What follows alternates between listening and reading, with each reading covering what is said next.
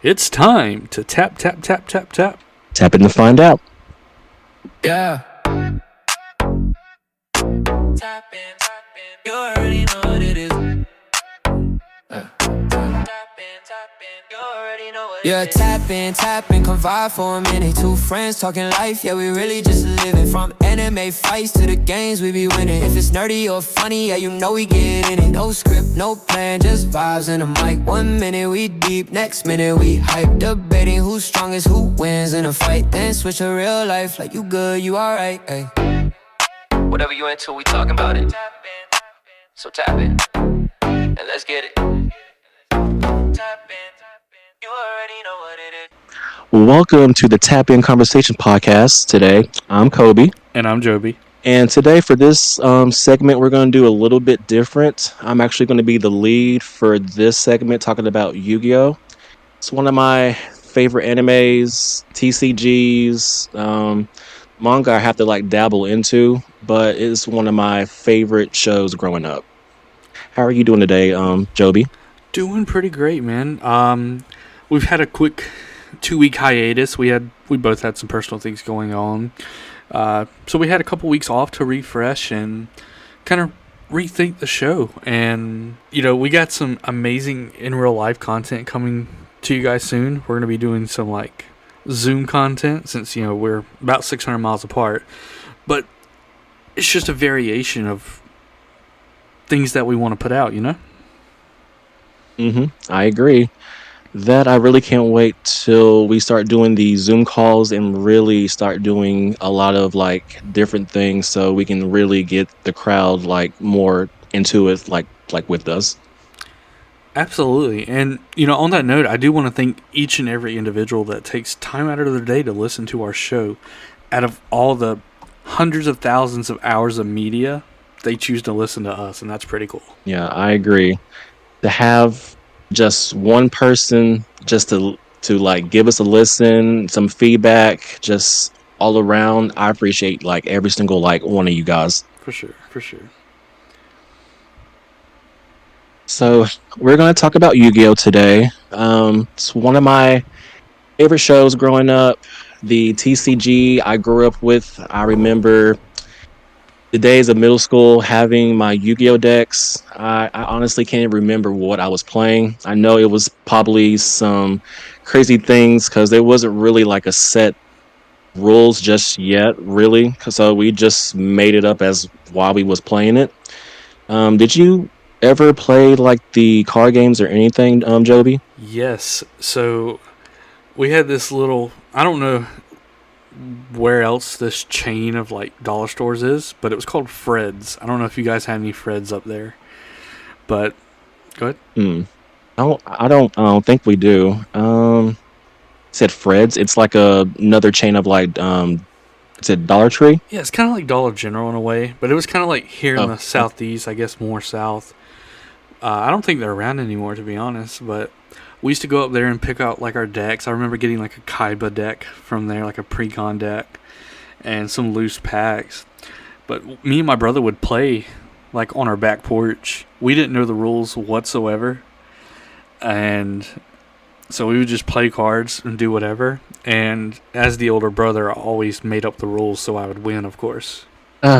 See, I think when I was first playing it with some old friends, even going to, friends' house and spend hours just playing against each other, I think I maybe run a 66 deck. I know I had a lot of cards in this deck, and it shouldn't even be that many in that deck, but I just remember having a lot of spell cards that would inflict damage to you immediately, or just using Mirror Force, using Swords of the Revealing Light, just a lot of spells and trap cards here and there.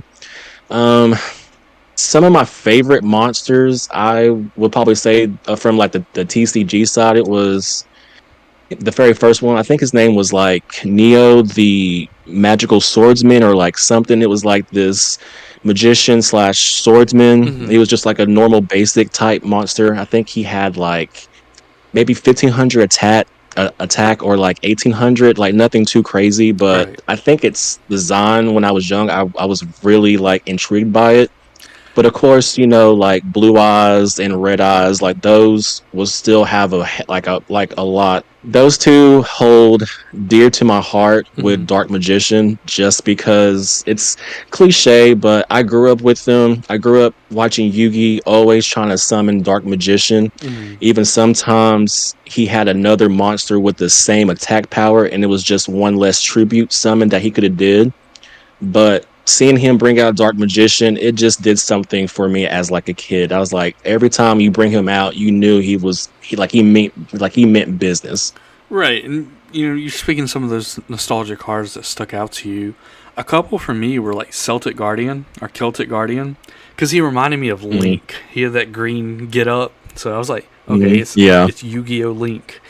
Another one, you mentioned a couple dragons, Blue Eyes and Red Eyes. One of my favorite dragons, and it's not very popular. It's a fusion between Time Wizard and Baby Dragon, which is the 1,000-year dragon. Doesn't drag it. I love the fusion mechanic, especially like in early Yu-Gi-Oh! And I think 1,000 Dragon is one of the first like fusions I performed successfully while playing the card game, and I guess that's why it holds such a big piece of nostalgia for me. At least you could do that. I feel like every time if I would have played Time Wizard and I would want to hit heads and pray that it hits on heads, that fusion will actually go off. But 9 times out of 10, it's the other way around. Now you lost your monsters and you're taking this damage back to yourself, and you're just like, I was gonna say, which is interesting. Those, at least to me, and I'm gonna go on my old man Unk rant real quick. The Yu-Gi-Oh! Was so much simpler back then when I was a kid. Now they got like the synchro summon and the tuner, like the tuner mechanics, and you have a separate deck of like, I don't even know what they're called, but like the blue cards. You have a separate deck. The extra decks. Extra decks. I just, old man yells at cloud. I just don't get it. But I know you regularly still play on like what's it called, Masters Inc. It's called Master Duel, but I do. That's actually where I learned the other mechanics. Because for me, I stopped after synchro summonings when it was Yu-Gi-Oh! 5Ds, where it had the main protagonist named Yusei. The good spin-off for Yu-Gi-Oh! When that did came out, that was like the last bit I watched from it. But I know they have other variants where it ties with like pendulums and link monsters, the XYZs, and all of them also.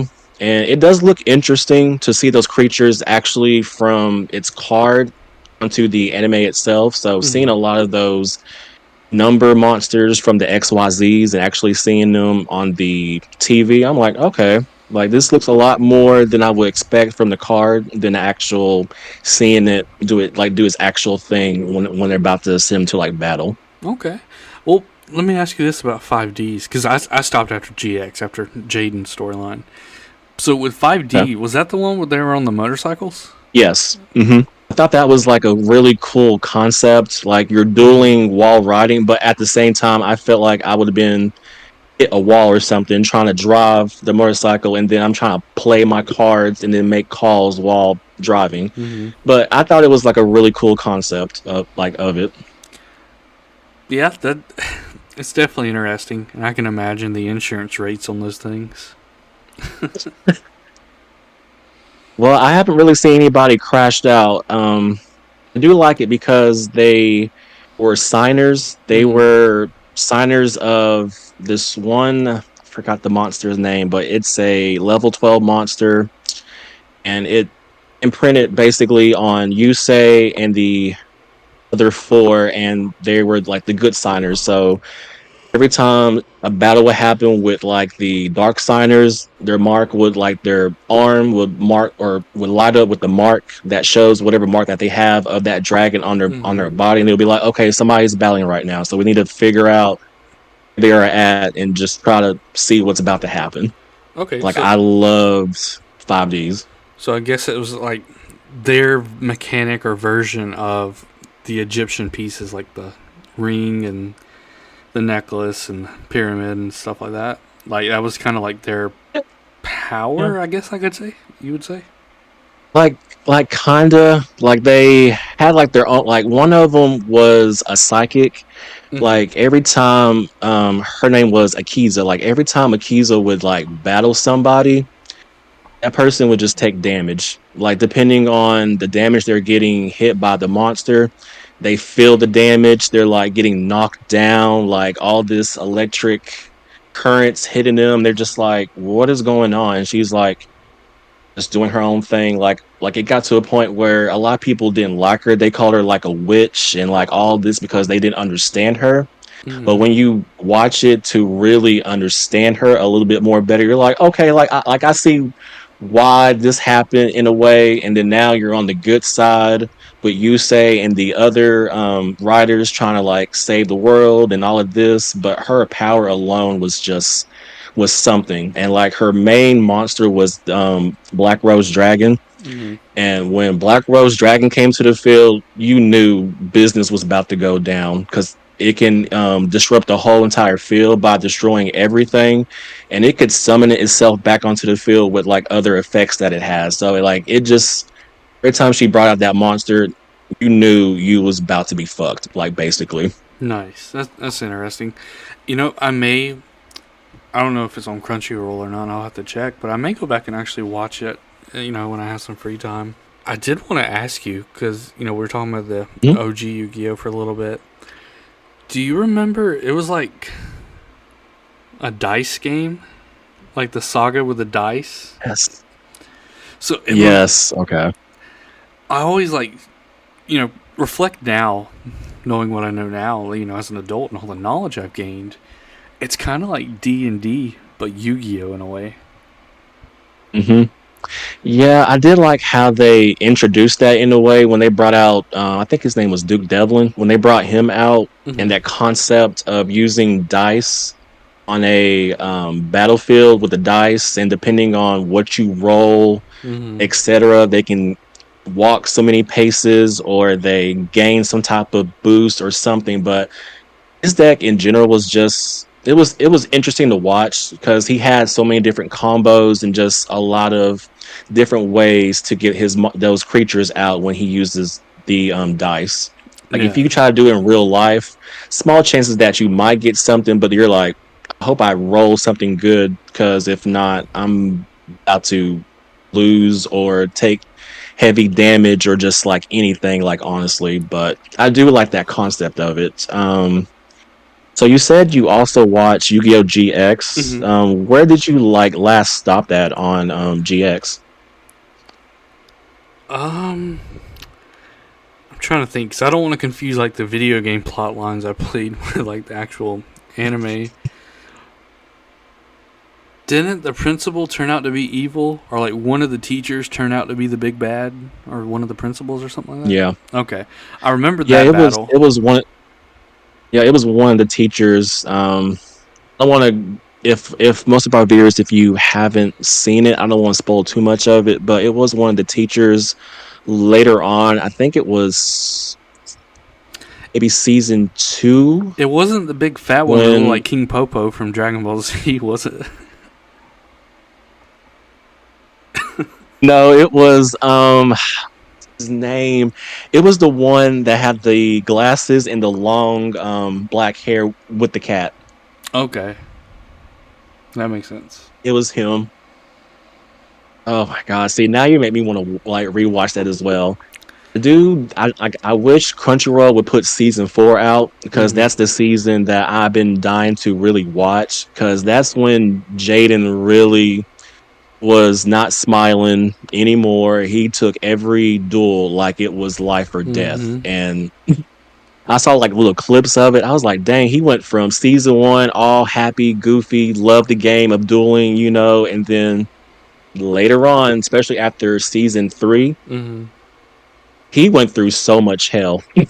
Like he losing his friends in like the craziest ways, like they're Mm-hmm. losing their souls in battles and stuff, and then him becoming the Supreme King and then having like this whole new arc of like evil heroes and like to enroam them in his deck, and just how it just conspired the way that it did, and him going from that and then fusing with YuGiOh later on after all of that happening, because YuGiOh felt some way being jaded because I think Jaden made her or made the card or something, and then she got shot out of the outer space and had this grudge against him for like so long. And then when she finally came back, she took over like a few people's bodies. Jesse being one of them. If you remember him, he had the Crystal Beast deck. So like she controlled like a few people to try to get towards Jaden, but once she got to him and he did the super polymerization to fuse with her like fully, after that Jaden just didn't take nothing. Like everything was just serious. Like every duel, it was like life or death. Like I remember when him and Alexis were tag team dueling against somebody, and she had a face down on the field, and she thought Jaden was gonna be like, okay, I'm gonna use your face down, like on this turn to do whatever. Nope, he summoned one of the elemental hero monsters, fuses it, used some type of spell card to boost its attack even more, and then be able to hit them again. So basically, that person just got FTK right there. Yeah, that's... one thing that instantly popped in my mind was when you said he went from this happy-go-lucky kid, ready to duel, all excited, to being serious and locking in. That is definitely a reflection on the human experience. You start off as this innocent child in the world, and then life throws hell at you, and you got to lock in and get past it. So it's like it's a pretty cool euphemism when you think about it. Yeah, like it's crazy how life entwines with anime in a way that it makes you think like that, because it's like, yeah, like he's going through real life stuff. The average human also goes through real life stuff. It's in a different way from like everybody else, but in some way every human being is going through something, and it makes you shape up to be like, okay, like I gotta take this seriously now. Like this is not fun and games anymore. Like this is real stuff that I have to go through and try to get out of it in the best possible way. Exactly. And we all go through things. We all go through shit. That doesn't make your shit less important than my shit, or my shit less important than yours. Right. Or than yours. Right. Exactly. We all go through things, and if we start looking at that in a daily lens, maybe we'll be more kinder to one another, a little bit more understanding as humans, instead of taking things personally or getting angry all the time.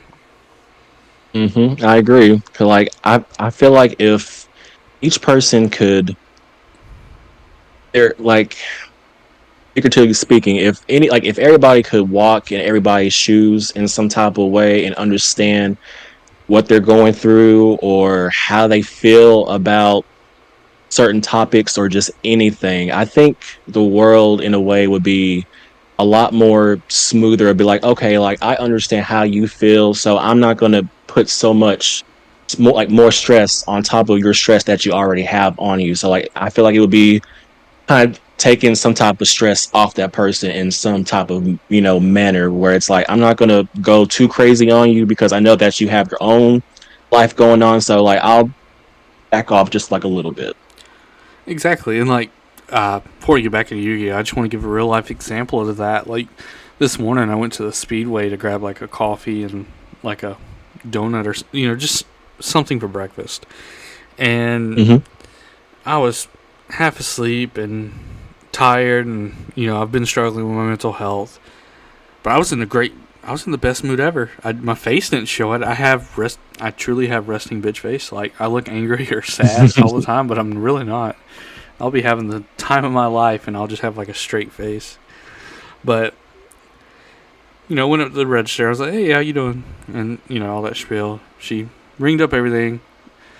She's like, "Have a good day." I was like, "You too." And then like when I got in the car, I just like thought back. Like I always like replay conversations in my head. I don't know why, but I was like, I sounded like a dick.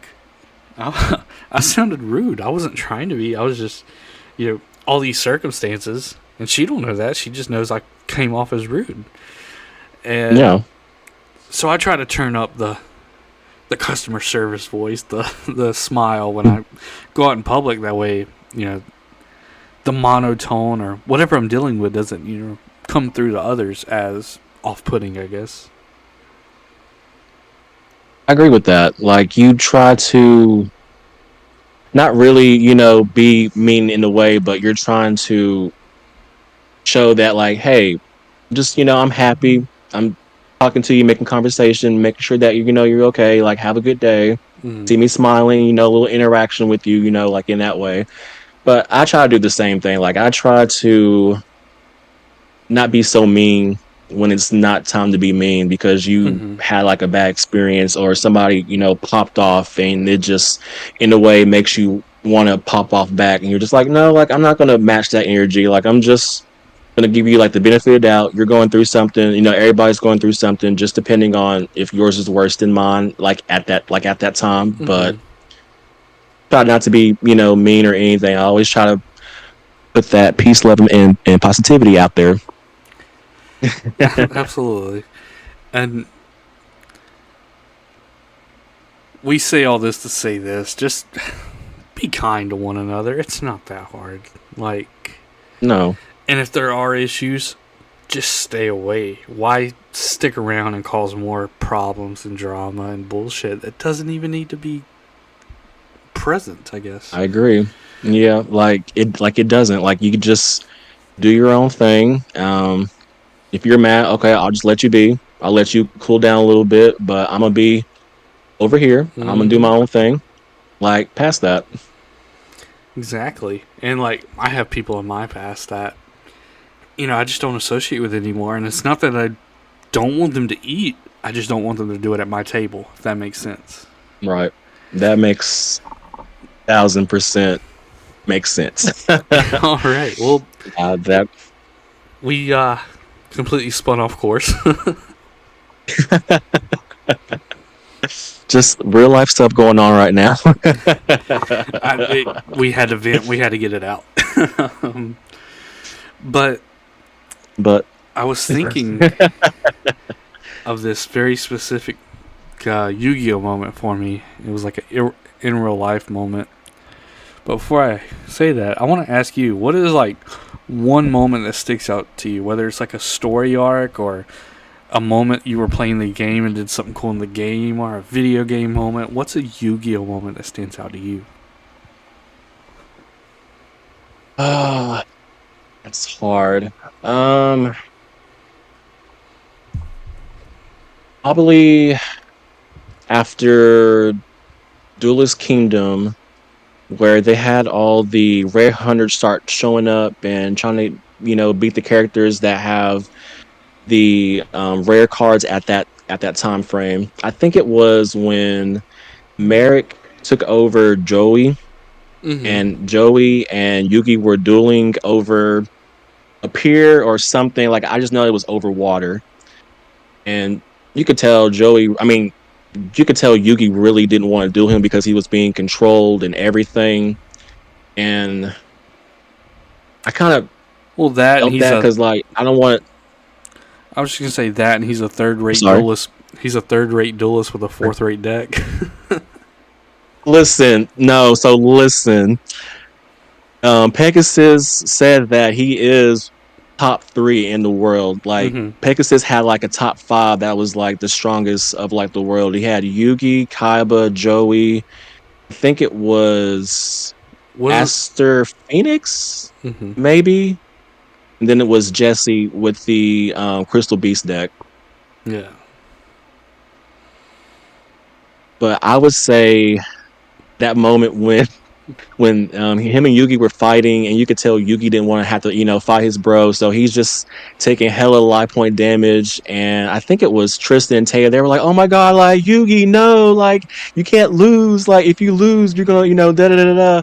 So he was just trying to find ways to kind of win, but not really win at the same time. I felt like he was trying to do like a stalemate of some type of sort. Right. But I remember he had I forgot it's a trap card. He used this trap card to try to absorb the spell card it's a spell card that you get to hit 500 damage to your opponent. So like every time Joey would use that card, he would just taking like Yugi would just taking damage. So he used this trap to take the effect of that spell card. But the way he did it, and I love Yugi, but that man be cheating. Like, oh yeah, plot armor. he be cheating. He be cheating. So the card absorbed that meteor, and then what does he do? He makes it shoot himself. And then at this point, the shockwave hits Yugi. All of this, in some way, it makes Joey snap out of him being mind control, and he felt so bad, and he was just screaming for like Yugi and like all of this. I think that was like one of the moments for me because no, actually, I have another one. I think that's one of the main moments for me, but another one tied with Mai when she went actually against Makura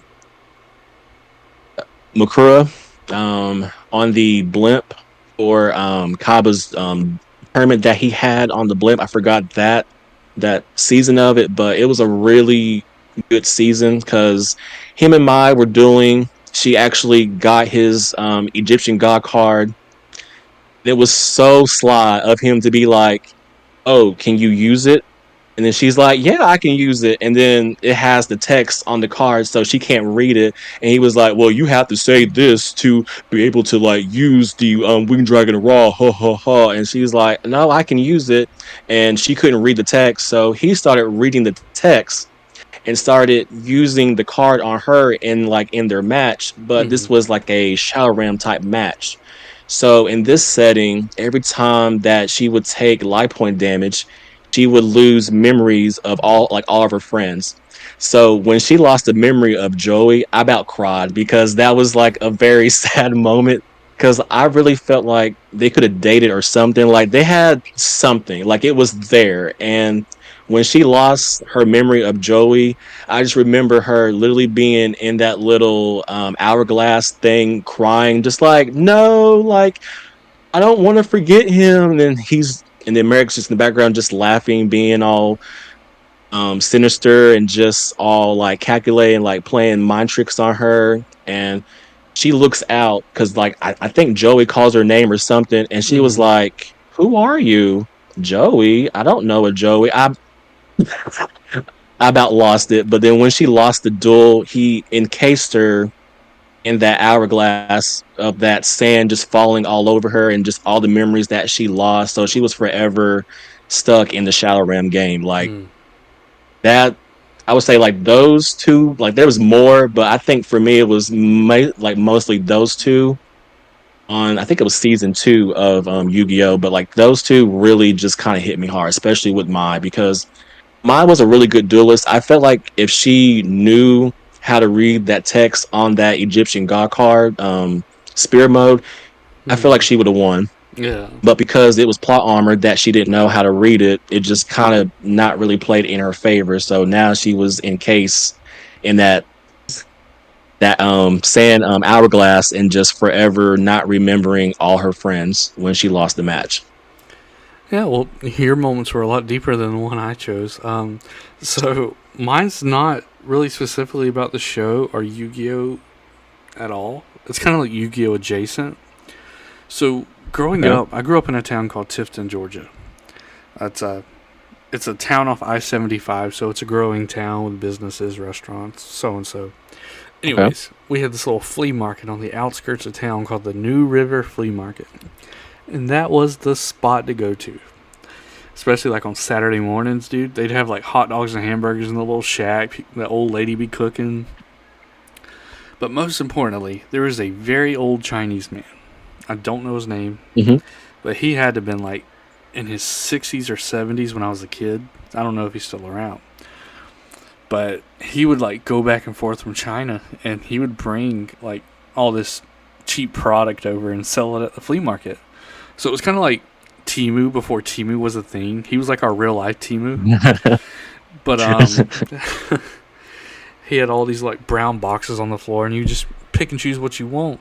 But he had several boxes up front, and it had knockoff Yu-Gi-Oh cards on them. They're like the real monsters, the real text, but you know, you can tell they were printed because the foil on the cards, like you can peel it back. Yeah, you're just like, what's going on over here? In the back, you could tell where it ran out of ink because the card back, instead of brown, was looking a little greenish. But ooh, me and my brother would love these cards because we can get like 100 cards for like $5. So we'd ask our parents for some cash. We'd go over there and buy like bundles and bundles and boxes of these cards, take them home and play with them. And once they got worn, we ripped the foil off and put like double foil on some of our cards. I will always remember that old Chinese man selling us knockoff Yu-Gi-Oh cards at the New River Flea Market in Tifton, Georgia. So for the TCG, like, if you could remember, like, what was some of your favorite cards that you like saw or like played or just like anything? One of my favorite trap cards of all time was Mirror Force. It's such an OP card. Trap Hole was another good one, just because the art looked cool. Another good one. Little brown creature looking up in the hole. Yeah. It's like, hi. Hello. Creatures we talked about. I like the Celtic Guardian. 1,000-Year Dragon. Mystic Elf was one of my favorites. I love the art. Rainbow Fish, the Rainbow Fish one. Karibo, like that card. Like, I don't know why they call it a rainbow fish when it didn't have all the rainbow. It was like to be on that blue, fish. green, and red or something like that. But what was the name of that dragon? It was like a skull dragon. It was yellowish, had like the red on its head. Gaia. No, he fused with somebody and became Gaia the something dragon. Cursed Dragon, yeah, Gaia the Dragon something, yeah, like it was Cursed Dragon and Gaia Dragon. The Fierce Knight. That was another fusion I liked as a kid. Of course, Dark Magician Girl, Blue Eyes, Black Eyes, or Red Eyes, excuse me. Pot of Greed. Of course, you've seen the meme. I play Pot of Greed. Draw 2 more cards. And another Pot of Greed. I play another Pot of Greed. It's like, you're cheating. You're cheating. But yeah, those are some of the cards that stick out. And of course, like, my view on newer is, of course, GX, that's not new now, but all the Elemental heroes, I loved them all. And then it's just so endless possibilities with those monsters too, like the fusion, like the fusion capabilities. Like, you can set up different boards for like different fusions. You can take them off the board and do board wipe depending on the monsters or the spell and trap zones. Like, I also agree, like, I love elemental heroes. Like, for me, I do love heroes, so it was really cool seeing heroes in the card game itself. Even on Master Duel. I hate that they're so expensive on Master Duel, but I love them because you can do so much with them. Like, there's almost about the same combo line, but now they added newer ones to go with them. Like, you can just do any type of like plays and just have something to play still. Like, if it gets stopped, okay, well, I'll just play this. I'll still do some type of combo to do something where I can have some type of monsters out out on the field. It's funny you mentioned that. I was at the card shop Friday night. We were playing some Magic, but I heard these dudes talking about Yu-Gi-Oh, and apparently they're bringing back like older monsters, but giving them like new mechanics and new cards. Like, apparently there's like newer Dark Magicians and Blue Eyes, and they're redoing the Harpy ladies apparently. And that's what I'm waiting on, is the Harpy ladies, because they need more support. Like, I love Harpy ladies. I love the archetype. I love they got their own pet dragon. You have Harpy's Feather Duster on top of Harpy's Feather Storm. which is now banned I think it's banned in the TCG, but also on Master Duel as well. I hated that. Mm-hmm. Like that was one of the OP cards in that deck because yeah, if I have a wing type or like a wing beast or like a wing type creature out on the field, and I use this, negating every monster effect on your side of the field, like negating, stopping so many different plays, like so good. Like they need new support so bad. But yes, Dark Magicians are getting more support. The Blue Eyes Ultimate Dragon is getting a whole new retrain. I don't even know what his abilities is supposed to be, but it's supposed to be some like nice abilities. Like I think, like a lot of these older normal monsters, I am happy that they're getting more love and like some newer abilities that can also help with the decks to grow stronger or do something that can extend the plays like a lot more better.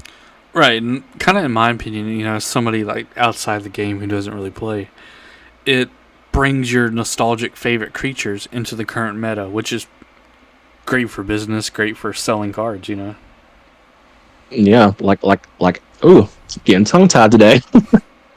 I agree. Like it really helps, and it helps in a way to bring in more of a crowd because if they only watch one part of Yu-Gi-Oh and they haven't watched, GX or 5Ds or Zexel or like the other ones, okay, well we see these other cards, these newer normal cards are getting more retrained, so now we can bring out the old fans back into something new, and then y'all can just have so many people emerge in it and just get like hella money off of it. Right.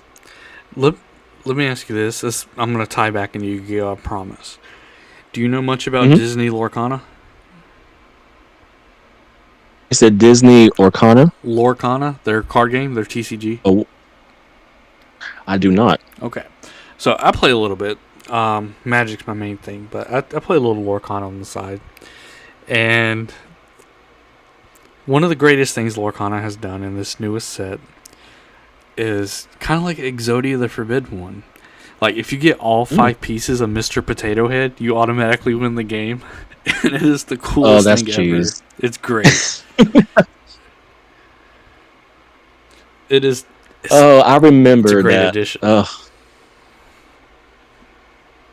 To kind of tie it into Yu-Gi-Oh! So I actually had all 5 pieces of the Exodia at like one point, but there was another version of the Exodia. It was Exodia Necros. It was broken at its time where if you had all 5 pieces in the graveyard, you can summon Necros onto the field, and it's indestructible. It can't be destroyed in battle. And I believe it was like every standby phase or your main phase, it gains 500 attack. Nice. Like every every turn. So eventually you got this beat stick on the field that is indestructible. I believe it was indestructible by battle and spells and traps, so you couldn't really do too much with it. So at some point that thing's about to be at like 3,000, 4,000, and then like so on, and it just hit you like a train, just boom. That's wild. But to tie with that, I remember I was showing these cards to one of my friends back in middle school, and I think it was a kid that I knew, but we wasn't really friends at that time or anything. But I remember I showed him the cards, and my dumbass put the cards down somewhere because I think somebody grabbed my attention or something. This kid swiped my cards, and I was trying to get him back. I was like, "Hey, dude, like, give me my cards back. I know you took them." He's like, "I didn't take your cards. These were my cards." So I tried to get a teacher, and the teacher couldn't really believe nobody. So he pretty much kept those cards. I don't know if he has them today or not, but that's part of me that I'll never forget, that I had the 5 pieces of Exodia with Necros, and they're gone. that reminds me of it was like 5th grade. I was in like I didn't go to PE that day, so I stayed in the classroom, and it was like another kid did too. I think we were both hurt. Anyways, no, I did go to PE day. I went like the next day. He still stayed because he was hurt, and I had my Game Boy in there. And this isn't Yu-Gi-Oh related, but it's a similar situation. It's still good. Yeah. My Game Boy was in my book bag, and I was playing Pokemon Emerald at the time, and I had got halfway through the game. I come back, went to class like normal, and then we got free time, so I pulled out my Game Boy. And this kid done restarted my save file with a Trico. It was in like the first city. He done deleted my save file and restarted it. Hey, if you're listening, Jamichael from 3rd grade, I did not forget. Or 5th grade. I don't know how I would react if I turned on my Game Boy and I saw that everything is gone and I just have a Trico. I think that would start my villain arc right there. That would be the start of my villain arc right there. It did. But it was cool to me because I had a crush on my 5th grade teacher. Shout out Miss Teal.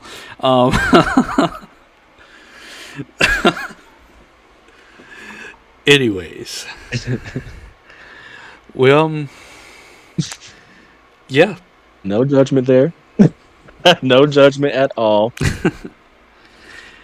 But yeah, Yu-Gi-Oh! Was definitely, one of those first introductions to anime and to a collective card game, and it was a pretty cool fandom.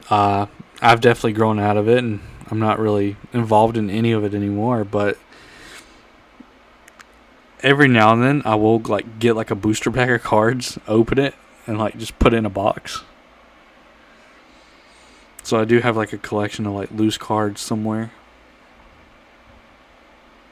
Do need to buy some more Yu-Gi-Oh cards because I need to get back into the TCG of playing it again so I can be more familiar with what's banned right now, what's on the ban list, what's limited, what's semi-limited, unbanned, all of that. But a lot of times I'll play Master Duel. It's a little bit more easier. It's a lot more decks that if I really want to spend money on the actual cards, I can just play this first, and if I really like them a lot more, I'll just buy the actual cards from them. Yeah, so there's a YouTuber I watch. His name is C Reacts. He does Yu-Gi-Oh content too. I like C Reacts. Okay, cool. Yeah. So I watch him for his Mario Kart content because dude's funny as fuck. And he is. One time he rage quitted. He was playing Mario Kart and just kept getting wrecked. He was like, fuck this game, turned it off and put on Master Duel and played Master Duel the rest of the stream. So I'm like, okay, I respect it. And he kept whooping ass in the game too. He's high ranked in Master Duel. The highest rank I've been in Master Duel is at least Platinum. I've been Platinum 3, Platinum 2, and then I'll just have a grace period where I stop playing, and then I'll just go all the way back down again, and then I'll try to get back into Platinum again. But now there's Masters also on there, and a lot of times you'll see the same deck. You'll be like, dang, I just played this deck 5 times, and I beat it at least 3 times. Now I'm seeing it again. Probably because that's what the quote-unquote meta is in a game winner deck and stuff like that. But yeah, it's a lot of the the people like to play a lot of the meta, which is fine, but it gets to a point where I'm like, you could kind of change it up. I don't only just play meta, but I have some casual decks or decks that have different monsters that maybe seem like it's meta, but it's not. It's I'll play Hashtira in a couple of decks, or I'll play. It's been a while, but Branded, it is meta, but I don't play with all the other cards that's in it. But I do have the cards, but I haven't really dabbled with the newer support as much with it. But it's just a lot of people like to play with meta right now, and I get it. It's there. You want to be able to play it. You want to be able to to enjoy it. But there's also other cards that you don't have to necessarily just play meta. Like there's other cards that you can play that isn't on the meta line like right now, or if it was like a previous meta where it probably got nerfed down to the ground, but you can still play around it. Like I remember when Snake Eyes first came out, everybody and their mother was playing the fuck out of that deck before it got nerfed the way that it did, and then now they kind of brought it back into this newer meta with it, and it's still very valuable, still reliable, has a lot of ways to get monsters out better depending on how you're playing it or what you have in that deck. You can just extend your combo for like however long. Like it gets to a point where if you are going second, that person's going first, they have like a whole board and you're just like, I pray and hope I can get past this. So now you're baiting them depending on what you're playing. If you have like Maxi or Ash Blossom, Call by the Grave, or just like some of the older basic staples. Like for me, I played Master Duel the last few years, but when it was, I'll say like season 1, maybe through like season 20, the standards back then, it was like you had to have your Maxi, you had to have your Ash Blossom, your Call by the Grave, your Cross Out Designator. Like those were like the main staples until a lot more people started playing more cards, and then they're like, okay, we see y'all are really playing these cards right here. We're gonna do a little semi-limit, or we're just gonna limit that. We're just gonna ban that, and then they'll somehow bring it back later on. But sometimes I hate how they put a lot of different cards on these ban lists that shouldn't even be banned. But you'll have people will be like, they need to ban Baron de Fleur, or they need to ban, like I've seen somebody said, they need to ban Droll and like Lockbird. I'm like, I get it because it does stop from still playing, because if somebody played Draw and Lockbird on you, that locks you and yourself drawing cards that somebody said, or if you have a monster that allows you to draw cards out of your deck, that limits you to draw cards out of your deck. So I get it, but there's ways to still break a lot of these different cards. So it's just little things like that where some people like it, some don't. It's just depending on your tastes. Yeah, it's kind of like. But I will say I'm glad they don't have voice chat on there, because voice chat would go crazy. I'm sorry. No, you're good.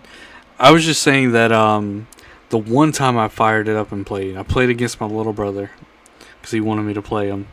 I had this basic starter deck, and I flipped the coin or whatever it was, and I went first. So I played my little monster card I was able to play and played a card face down. And then it was his turn.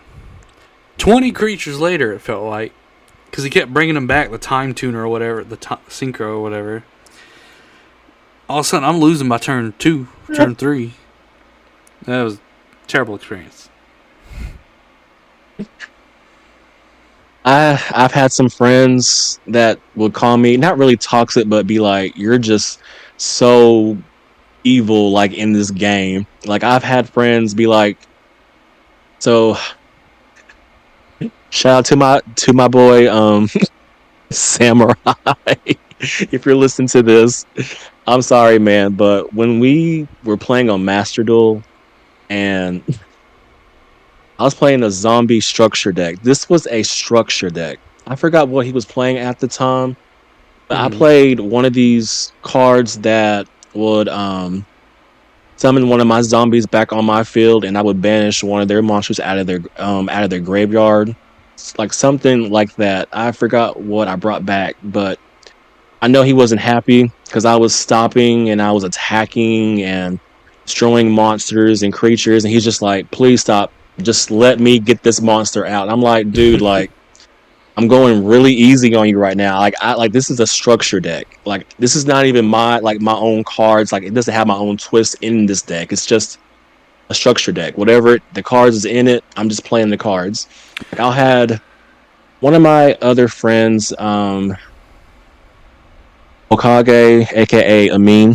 when we were playing on Master Duel, we both started off very on the same level, just basics, just like old school Yu-Gi-Oh. Like I summon um, face downs in my spells and trap zones. He's playing um, Mirror Force or Magical Cylinder. I remember one time this man had 3 Mirror Forces, and we both were playing like some type of Dark Magician variant decks. And I remember him hitting me with all 3 Mirror Forces. I said, Hokage, why do you have 3 Mirror Forces in your deck like that? That makes no sense. I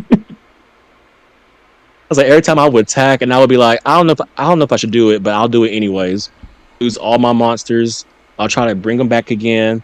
Another Mirror Force. And I think it got to a point where I was like, we're just gonna put y'all in defense. I'm just gonna hit you with 1 monster because I just can't keep doing that. And that is all the time we have for the Tap In Conversation podcast. We hope you enjoyed the show. We talked a lot about Yu-Gi-Oh! And, you know, what it's meant for us and some of the experiences we've had with it. Why don't you tell them where they can find us, Kobe?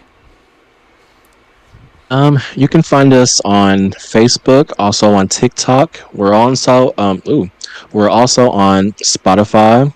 You can find us on our actual website, Tap In Conversation Podcasts, where we have all the videos out on there, and as well on Podbean as well. And that website is tappedinconversation.com, TAPPEDIN conversation.com. But thank you for listening to us today and taking the time out of your day and just listen to us ramble about Yu-Gi-Oh! We got a little bit deep with life lessons in the middle of the episode, but hey, we turned it around. Again, thank you guys. Sure did. Absolutely. Again, thank you guys for listening. We hope you have a wonderful week. Do one kind thing for another human, and remember to put love above hate. And spread that peace, love, and positivity, guys. Bye now. All right, see you guys. Yeah. Tap in. You already know what it is.